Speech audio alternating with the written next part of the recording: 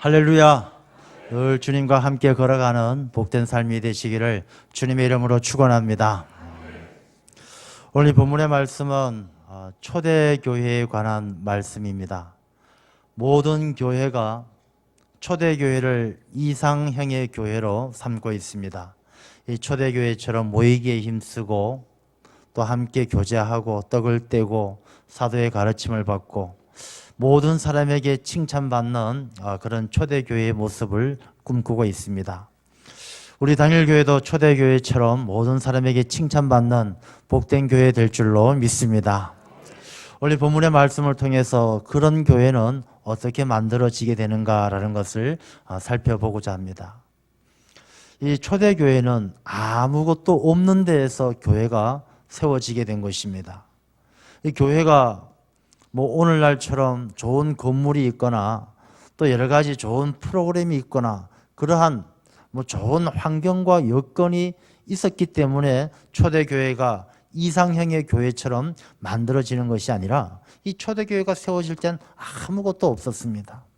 딱 하나 뭐가 있었느냐? 성령 충만함이 있었던 것입니다. 이 예수님께서 부활 승천하신 후에 120명의 성도들이 마가의 다락방에 모여 기도할 때 그들 두렵고 떨리는 마음이었지만 성령께서 강하게 오순절 성령 강림을 경험하고 나서는 달라지는 것입니다. 성령의 세술에 취한 이 성도들이 나가서 베드로를 비롯하여 사도들이 복음을 전할 때마다 3,000명씩 5,000명씩 교회가 급격하게 성장하기 시작하는 것입니다. 교회 사람들이 많이 모여들기 시작합니다.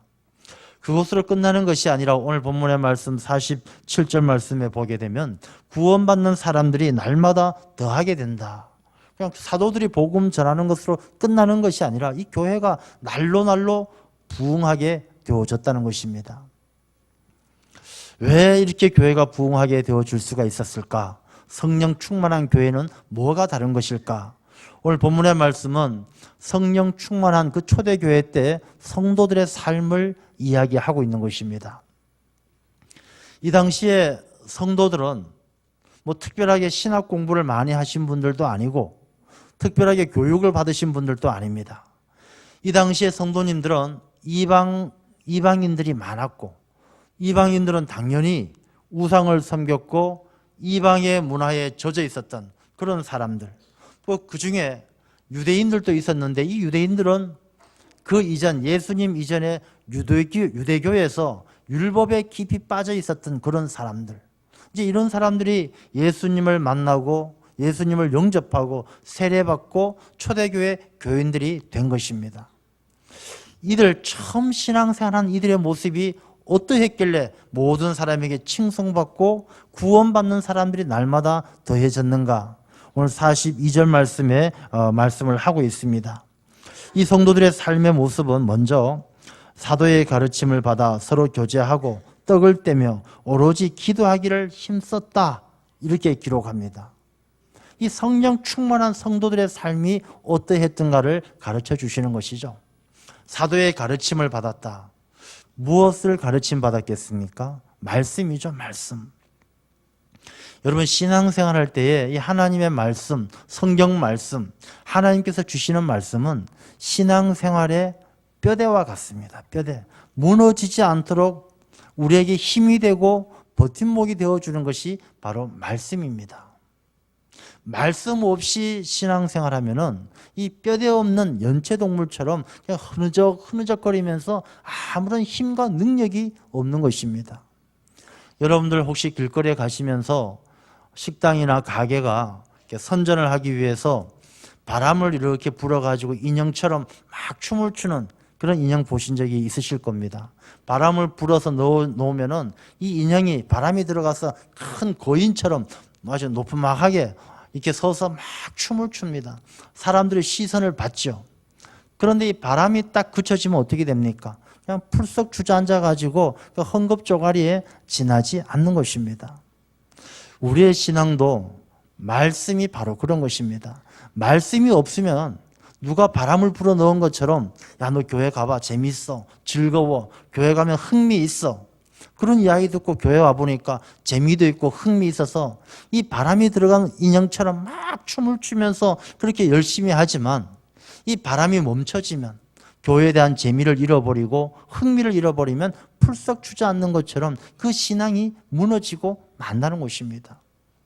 이 초대교회가 교인들이 그렇게 핍박과 어려움이 많이 있었지만 그 핍박받고 어려움을 당하면서도 무너지지 않았던 것은 이 사도의 가르침을 받아 말씀의 뼈대가 든든히 서 있었기 때문이란 것입니다. 오늘날에도 우리가 교회가 든든히 세워지기 위해서는 우리 모든 성도님들이 그냥 옆에서 불어넣는 바람 때문에 흐느적거리며 춤추는 그런 신앙이 아니라 말씀의 뼈대가 있어서 결코 무너지지 않는 그런 신앙을 지켜가야 할 줄로 믿습니다. 말씀은 우리 믿음의 뿌리입니다. 우리가 말씀을 모르면 신앙생활은 금방 바짝 말라버리는 것입니다.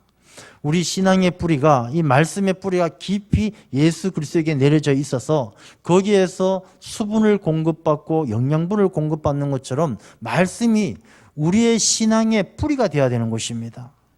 우리 교회 마당에도 감나무도 있고 라일락 나무도 있습니다. 봄이 되니까 라일락 꽃에 향기가 피고 꽃이 피어서 향기가 나고 또 감나무에도 예쁜 새순이 나오게 되는 것을 보게 됩니다.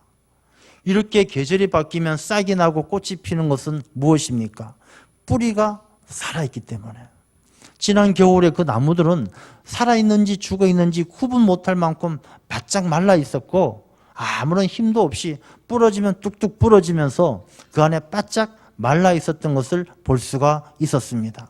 그렇지만 그 뿌리가 생명력을 잃지 않고 뿌리가 살아있었기 때문에 이 계절이 바뀌고 따뜻한 봄날에 꽃을 피우고 싹을 내게 되는 것입니다.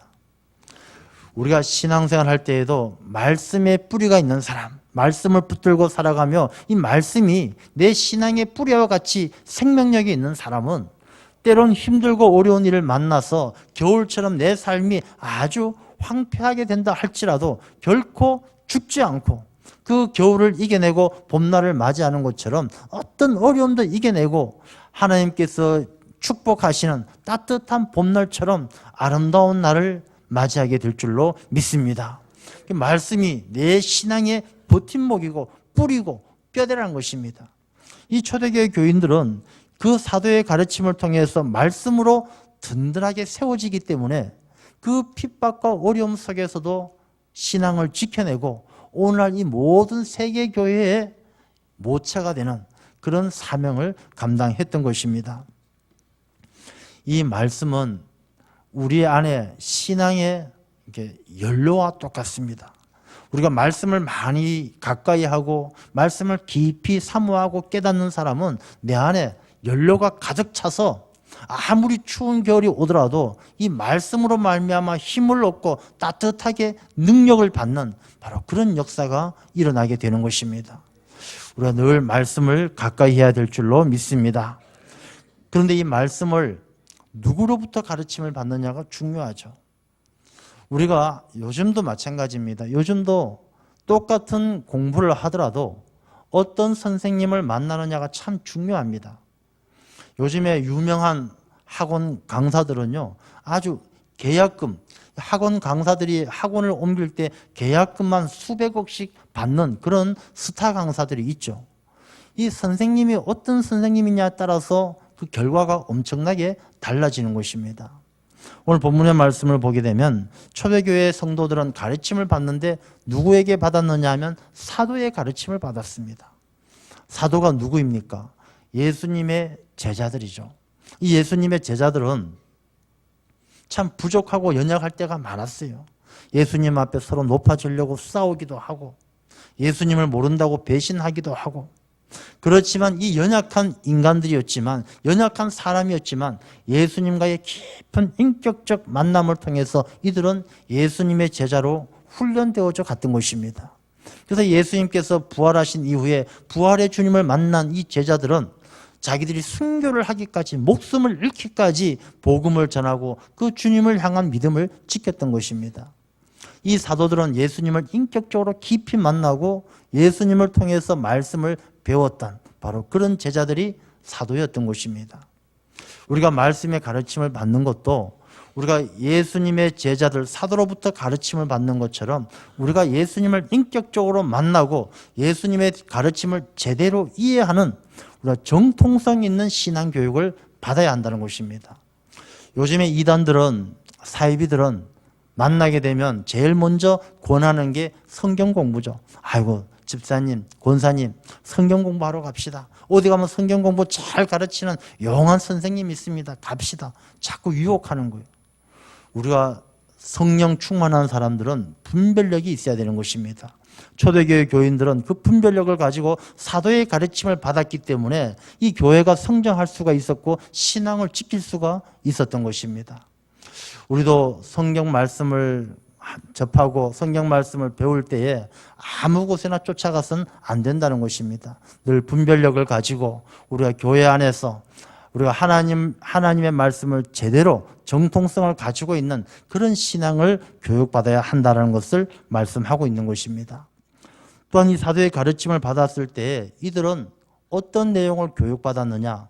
초대교회 교인들은, 사도들은요, 구약의 말씀을 가르치고 그들에게 전했습니다. 성경 말씀을 보게 되면 베드로나 스데반의 설교를 보면 그 당시의 설교가들, 사도들은 늘 구약의 말씀을 인용한 것을 많이 보게 되는데, 근데 구약의 말씀을 인용을 하되 늘 예수님과 연결되어져서 말씀을 선포했던 것을 볼 수가 있습니다. 이 사도의 가르침은 이 말씀의 주인공이, 선지자들이 예언했던 그 주인공이 바로 메시아 예수 그리스도였다라는 것을 가르쳤던 것입니다. 그리고 사도들은 예수님을 깊이 만났던 사람이에요. 자기가 만난 예수님을 가르쳤던 것입니다. 자기 자신이 보았던 예수님의 생애와 예수님의 십자가 위의 죽음과 부활의 증인이 되어서 가르쳤던 것입니다. 사도들은 예수님께서 다시 오시겠다고 약속하신 그 재림의 약속을 가르쳤던 것입니다. 여러분, 우리 성도들은 성령 충만하고 정말로 주님의 몸된 교회, 귀하게 쓰임받는 성도들은 이 사도들의 가르침을 받았던 초대교회 교인들처럼 우리가 하나님의 말씀을 붙들어야 되고 예수님의 생애와 죽음과 부활과 다시 오심에 대해서 우리가 깊이 깨닫고 그 주님 다시 오실 때까지 마라나타의 신앙을 가지고 살아가는 우리들이 되어야 할 줄로 믿습니다. 이런 가르침이 우리의 신앙의 뿌리가 되어야 되고 이런 가르침이 내 믿음의 뼈대가 되어져야 우리가 이 세상의 어떤 영적 전쟁 가운데에도 늘 승리하게 될 줄로 믿습니다. 우리가 다음 주에 성경 퀴즈 대회를 하게 됩니다. 이 성경 퀴즈 대회를 왜 하겠습니까? 우리가 이 하나님의 말씀을 더 가까이 하고 이 말씀을 내 마음에 새기기 위해서 이런 성경 퀴즈 대회도 하는 거예요. 아마 여러분들 나가실 때 저 현관에 예상 문제집도 있고 성경 암송 구절 8개가 있을 것입니다. 다음 주 성경 퀴즈 대회는 이 성경 암송 구절 8개를 얼마나 많이 외웠느냐에 따라서 아마 결정이 되어질 것입니다. 반별로 그 암송을 많이 하신 반들, 암송하신 분이 많은 반들이 훨씬 더 좋은 결과를 얻을 것입니다. 여러분들 가실 때에 꼭 암송 구절 예상 문제집 가지고 가셔서 또 이번 기회를 통해서 이 말씀을 가르침 받았던 초대교회 교인들처럼 말씀을 붙들고 열심히 사모하는 그런 시간들 되시기를 바랍니다. 그 다음에 이 초대교회 교인들을 보게 되면 서로 교제했다. 이 교제란 것은 이 당시에 교회의 모든 성도들은요, 다 저마다 다른 사람들이죠. 오늘날도 마찬가지입니다. 교회 안에 다 다른 사람들 모여 있습니다. 자라온 환경이 다르고 생각이 다르고 좋아하는 게 다르고 싫어하는 게 다르고 다 다른 사람들이 모여 있습니다. 다른 사람들이 서로 만나게 되면, 모든 것이 다른 사람들이 만나게 되면요, 좋은 일보다 힘든 일이 더 많아요. 불편하고 어렵고 상처를 주고받는 일들이 많다는 것입니다. 이 성도의 교제는 서로 다른 사람이 만나서 교제하는 것과 달라요. 세상에서의 교제는 서로 만나게 되면 같이 밥도 먹고 놀러도 가고 음악회도 가면서 인간적으로 이렇게 친해지려고, 서로 다른 점을 줄여서 친해지려고 하는 게 세상의 교제라면, 이 성도의 교제는 우리 고린도 후서를 보게 되면 성령의 교통하심이다, 이렇게 설명을 하는 것입니다.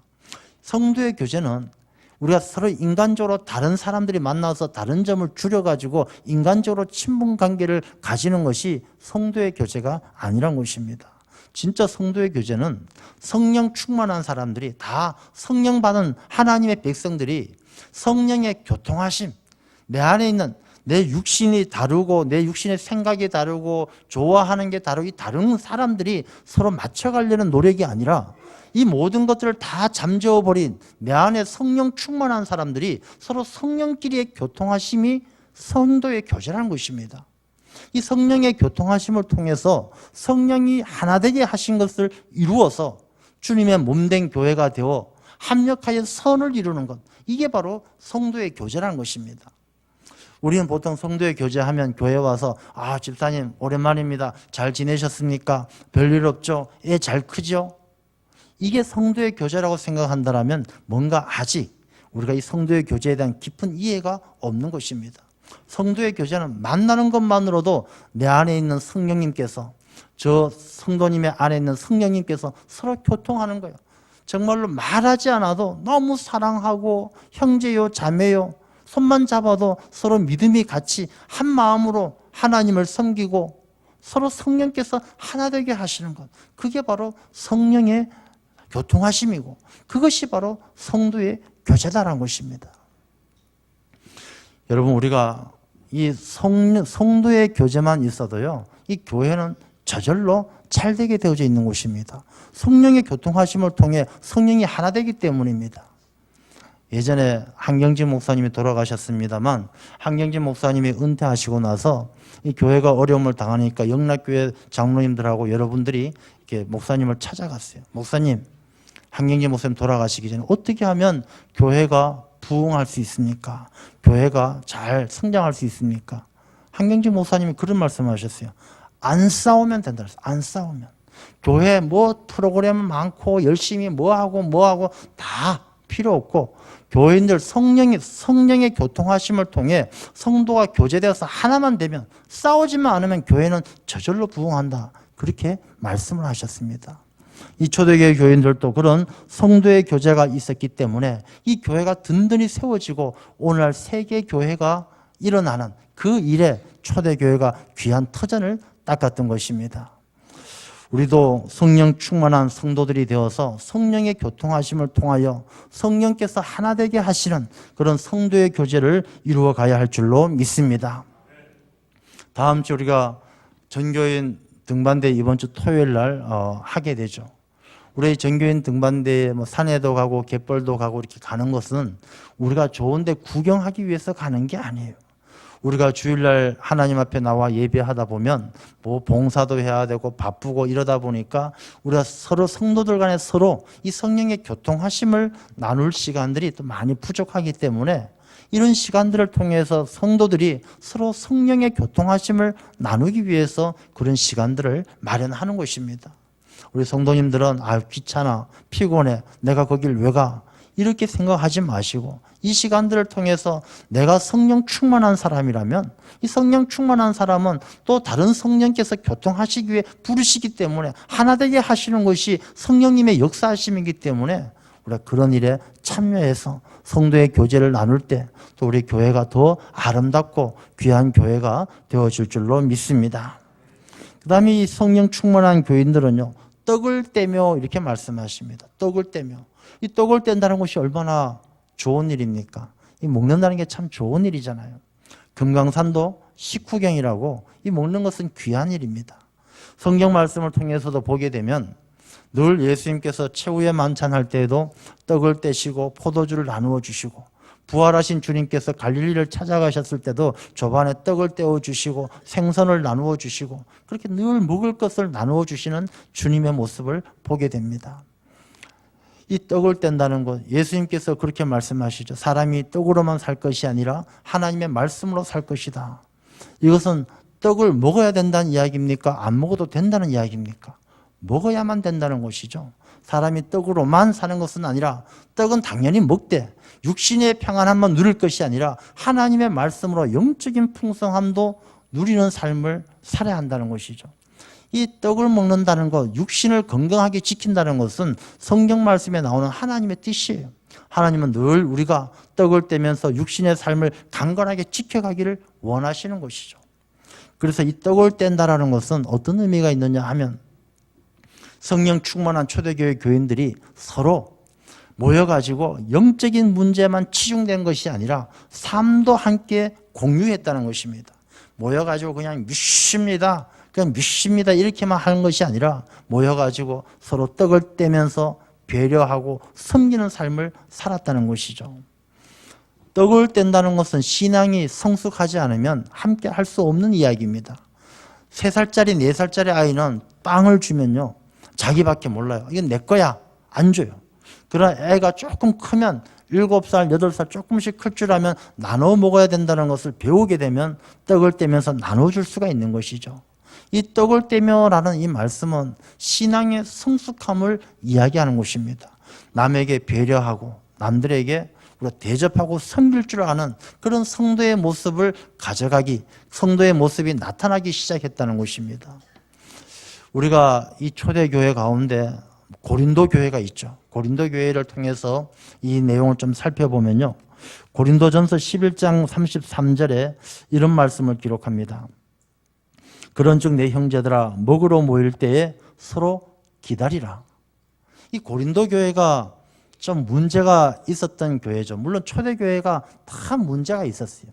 이 교회란 것이 요즘 현대 교회만 문제 있는 것이 아니라 초대교회 때부터 고린도 교회에 뭐 아볼로파다, 게바파다, 그리스파다, 바울파다 다 파가 나눠져 있었던 것은 고린도 교회도 마찬가지였어요. 근데 이 고린도 교회도 먹는 것 때문에 시험 들고 우상에 바쳤던 음식 때문에 재물 때문에 시험 들고 늘 어려운 문제들이 많이 있었어요. 그 가운데 먹는 것 때문에 형제들아 먹으러 모일 때 서로 기다리라. 이 말씀은 이 초대교회 교인들 가운데 일부의 사람들은 이 모여서 애찬식을 했어요. 초대교회는 예배드리면 같이 음식을 나눠 먹었는데 이 먹으러 모일 때 기다리지 않고 먼저 맛있는 건 자기가 다 먹었다는 것이죠. 그래서 이 먹는 것 남이 먹을 때 빼놓으면 제일 섭섭하다고 그러지 않습니까? 이 초대교회 교인들 가운데도 섭섭증이 걸린 거죠.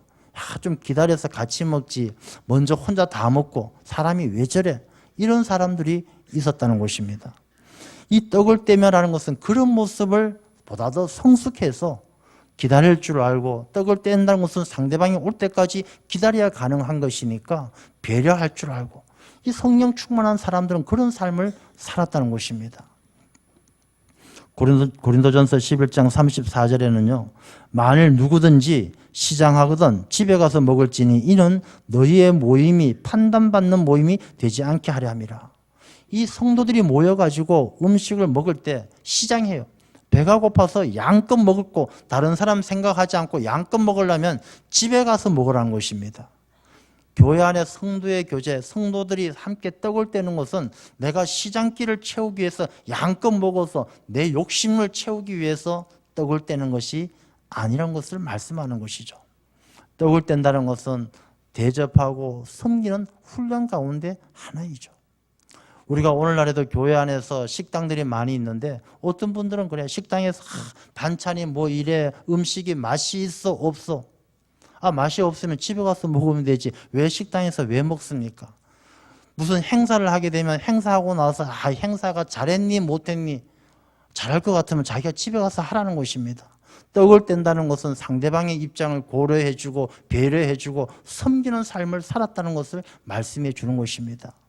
성령 충만한 사람은 이렇게 떡을 떼는 것처럼 배려하고 섬기는 삶을 살아갈 때 그 교회에 구원받는 사람들이 더해지고 든든한 교회로 서게 되는 줄로 믿습니다. 우리가 떡을 떼는 것은 늘 배려하고 섬길 줄 알아야 돼요. 교회 식당에서나 무슨 행사가 있을 때에도 내가 먼저 갔다고 해서 먼저 맛있는 거 다 먹는 거 성경적이지 않다는 것입니다. 기다리라는 것이죠. 배고픈 사람 시장길을 가득 채워서 있는 거 양껏 먹으려면 집에 가서 먹으라는 것입니다.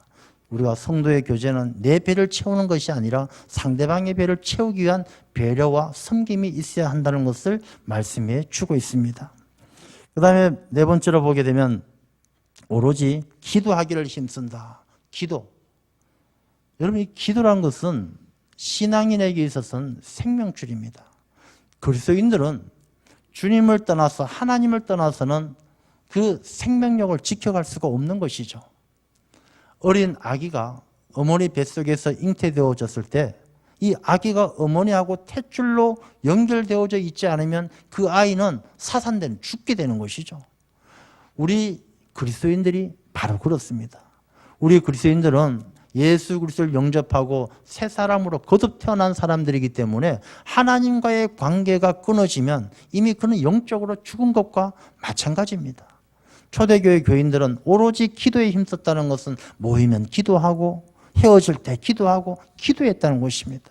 그리고 그 기도도 자기만을 위한 기도가 아니라 공동체를 위해서, 병든 자를 위한 기도. 야고보서에 보면 병든 자를 위해서 기도하잖아요. 병든 자를 위해서 기도하고 사도들을 위해서 기도하고 기도했다는 것입니다. 이 기도는 초대교회를 지키는 생명줄이고 힘줄이었던 것입니다. 그것은 오늘날에도 마찬가지입니다. 여러분, 오늘날에도 우리 그리스도인들이 하나님 앞에 기도하지 않으면, 이 기도의 줄이 끊어지면 우리는 영적으로 죽은 것과 다를 바가 없습니다. 오로지 기도에 힘쓸 때 43절 말씀처럼 기사와 표적이 많이 나타난다. 우리가 하나님의 능력이 우리의 삶 가운데 나타나기 위해서는 오로지 기도에 힘쓰지 않고는 안 되는 것입니다. 우리가 하나님 앞에 기사와 표적을 구할 때가 많죠. 하나님 도와주십시오. 놀라운 일이 일어나기를 원합니다. 그렇다면 우리가 목숨 걸고 기도해야 되죠. 오로지 기도에 힘써야 되는 것입니다. 우리 교회도 중보 기도팀이 있습니다. 화요일하고 목요일 우리가 꼭 한 7, 8분씩 나와서 기도를 하고 있죠. 화요일도 중보 기도 모임이 있고, 수요일은 수요 기도회가 있고, 목요일은 중보 기도 모임이 있고, 금요일은 리비딤 기도회가 있습니다. 이렇게 주중에 계속 기도하고 있는데, 기도 이렇게 주중에 하수목금 계속 이어지는 기도 가운데 한 번도 안 나온다라면 여러분들이 기도의 줄이 잘 안 끊어져 있는지 한번 살펴보셔야 되는 것입니다. 기도의 줄을 붙들어야 그 기도의 줄이 생명줄이 되는 것이고, 그 기도의 줄이 붙들어야 내 삶에 하나님의 능력이 기사와 표적을 일으키게 되는 줄로 믿습니다. 기도하셔야 됩니다. 성령 충만한 사람, 기도하는 사람, 기도하느냐 못하느냐를 보면 우리가 성령 충만한지 안 한지를 알 수가 있는 것이죠. 초대교회 교인들은 이렇게 오로지 기도하기에 힘썼을 때 그 기도 가운데 하나님께서 놀라운 기사와 표적을 나타내 주셨던 것입니다. 이렇게 성령 충만한 초대교회 교인들이 사도의 가르침을 받고 성령의 교통하심을 따라 성도의 교제를 이루고 떡을 떼면서 배려하고 섬기고 기도의 줄을 붙들고 생명력 있는 기도를 했을 때에 이 기사와 표적이 일어날 뿐만 아니라 그 공동체 안에서 새로운 질서가 생기는 것이죠. 서로 물건을 통용하고 필요한 사람들에게 나누어 주고 자기 것을 욕심내는 것이 아니라 그 안에 하나님의 나라가 임했다는 것입니다. 이 교회라는 공동체 안에서 성령 충만한 주의 백성들이 기도에 힘쓰고 나누고 교통하고 말씀 가르치고 말씀 따라 살고 이렇게 성령 충만하게 사니까 교회 안에 새로운 질서가 세워지고 그 교회가 천국의 모형이 되어지니 온 세상의 사람들이 교회를 칭송했다는 것입니다. 오늘 교회가 세상에 지탄을 받는다라고 많이들 탄식합니다. 교회에 뭐가 문제이겠습니까? 우리 성도들이 성령 충만하지 못하고 사도의 가르침을 받지 못하고 성령의 교통하심을 따라 교제하지 못하고 떡을 떼면서 섬기고 배려하고 양보하지 못하고 오로지 기도에 힘쓰지 못하니까 칭찬받지 못하는 것입니다. 우리가 먼저 성령 충만해서 이 초대교회 교인들 같은 그런 믿음의 삶을 지켜갈 때에 우리가 온 세상의 백성이 칭송하게 되면 우리 오늘날 우리 교회를 비롯하여 이 땅의 교회 가운데 날마다 구원받는 사람들이 더해지게 될 줄로 믿습니다. 전도 내가 성령 충만해야 하는 것입니다. 선교 내가 성령 충만해야 하는 것입니다. 성령 충만한 초대교회 성도들의 삶을 우리가 본받을 때 우리 교회가 부흥하고 성장하고 주님의 뜻을 이루는 귀한 도구가 될 줄로 믿습니다. 기도하겠습니다.